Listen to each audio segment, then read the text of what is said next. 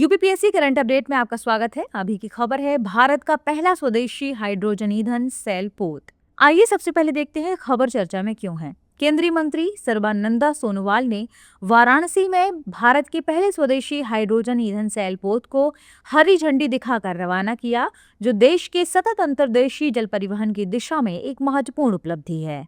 आइए जानते हैं इसकी मुख्य विशेषताओं के बारे में। इस पोत का प्रक्षेपण भारत की स्वच्छ ऊर्जा के प्रति बढ़ती तकनीकी क्षमता और प्रतिबद्धता को दर्शाता है। हाइड्रोजन से चलने वाले पोत ग्रीन हाउस गैस उत्सर्जन को कम करने की दिशा में एक कदम है, जो लगभग शून्य उत्सर्जन के साथ स्वच्छ सतत ऊर्जा प्रदान करते हैं।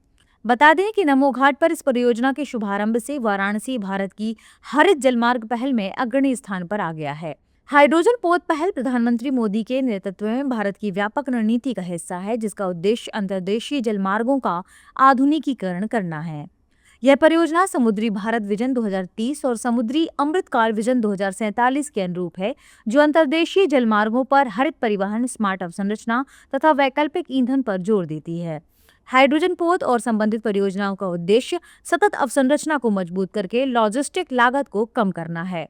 उत्तर प्रदेश के जलमार्ग विकास में 300 करोड़ रुपए से अधिक का निवेश किया गया है और आने वाले वर्षों में 2200 करोड़ रुपए की योजनाओं को शुरू करने की योजना है।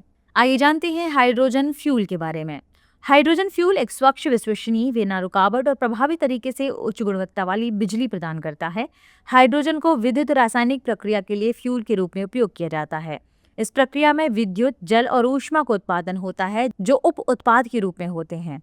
स्वच्छ वैकल्पिक ईंधन विकल्प के लिए हाइड्रोजन पृथ्वी पर उपलब्ध सबसे प्रचुर तत्वों में से एक है। एजेंडा 2030। आइए जानते हैं एजेंडा 2030 के बारे में। संयुक्त राष्ट्र महासभा की 70वीं बैठक में 2015 में अगले 15 वर्षों के लिए सतत विकास लक्ष्य यानी एसडीजी निर्धारित किए गए थे।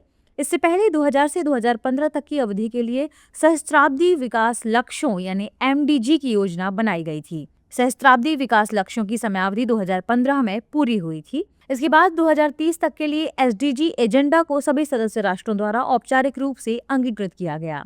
आइए बढ़ते हैं अभ्यास प्रश्न की ओर। नमो घाट पर हाइड्रोजन पोत परियोजना के शुभारंभ से कौन सा शहर भारत की हरित जलमार्ग पहल में अग्रणी बन गया है? Option A Delhi, option B Varanasi, option C Mumbai, option D Kolkata. इस प्रश्न का सही जवाब कमेंट सेक्शन में देना ना भूलें। मिलते हैं अगले वीडियो में। शुक्रिया। अब एग्जाम की तैयारी को और बेहतर करने के लिए हमारे चैनल को लाइक, शेयर और सब्सक्राइब करना ना भूलें।